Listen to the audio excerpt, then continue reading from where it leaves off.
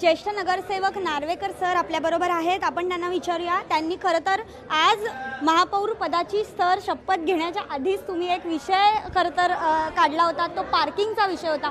नेमका काय मुद्दा होता सर?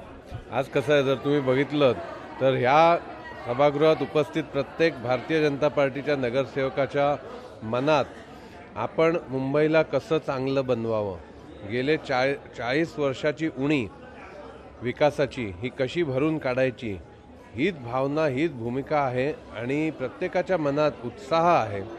आणि त्याच उत्साहापोटी आज जर मी एक प्रपोज केलेला आहे की आज मुंबईत एवढ्या मोठ्या प्रमाणात वाहतूक कोंडी होते, एवढ्या मोठ्या प्रमाणात AQI लेवल्स वाढले आहेत, इंधनाचं वेस्टेज होतं आहे.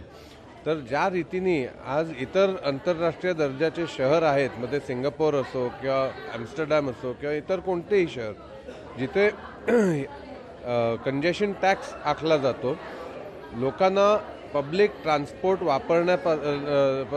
वापरण्याला प्रोत्साहित करण्यासाठी, त्याच धर्तीवर मुंबईत कंजेशन टॅक्स लागू करावा. कशा पद्धतीने प्रस्ताव येतात आणि कशा पद्धतीने त्या प्रस्तावाला पुढे घेऊन जाणार भाजप, हे बघणं या महापालिकेमध्ये महत्त्वाचं ठरणार आहे.